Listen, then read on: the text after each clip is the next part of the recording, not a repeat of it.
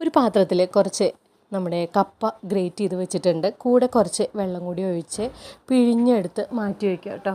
1-2 തവണ അങ്ങനെ മാറ്റി വയ്ക്കണം. അതിന് ശേഷം പിഴിഞ്ഞ് മാറ്റി വയ്ക്കണം. അതിന് ശേഷം അതിലേക്ക് കുറച്ച് ഉപ്പും കുറച്ച് പുട്ടിൻ്റെ പൊടിയും ഇട്ട് നന്നായി ഒന്ന് മിക്സ് ചെയ്തതിന് ശേഷം വെള്ളം കുറച്ച് തളിച്ച് കൊടുത്ത് പുട്ടിനെ കുഴച്ച് മാറ്റി വയ്ക്കണം കേട്ടോ. ഒരു അരമണിക്കൂറിന് ശേഷം നമുക്കത് പുട്ട് ഉണ്ടാക്കാവുന്നതാണ്. ഇതിൻ്റെ പ്രത്യേകത എന്താണെന്ന് വെച്ചാൽ ചൂട്ടോട് കൂടിയാണെങ്കിൽ ഈ പച്ചക്കപ്പ കൊണ്ടുള്ള പുട്ടുണ്ടല്ലോ, അത് ചൂട്ടോട് കൂടിയാണെങ്കിൽ ആ തേങ്ങ കൂട്ടി കഴിക്കാൻ നല്ലൊരു ടേസ്റ്റാണ്. അപ്പോൾ നമ്മുടെ അരമണിക്കൂർ കഴിഞ്ഞ് നമ്മുടെ തേങ്ങയും കപ്പപ്പുട്ടിൻ്റെ മിക്സും കൂടി ചേർത്ത് നമുക്ക് പുട്ട് വേവിച്ചെടുക്കാം. അങ്ങനെ നമ്മുടെ സോഫ്റ്റും ടേസ്റ്റും ആയിട്ടുള്ള കപ്പപ്പുട്ട് റെഡി ആയിട്ടുണ്ട് കേട്ടോ. അപ്പം നമ്മൾ ചൂട്ടോട് കൂടിയിട്ട് നമ്മുടെ കപ്പപ്പുട്ട് കഴിക്കുകയാണ്. അപ്പോൾ എല്ലാവരും ഇത് ട്രൈ ചെയ്യണം കേട്ടോ.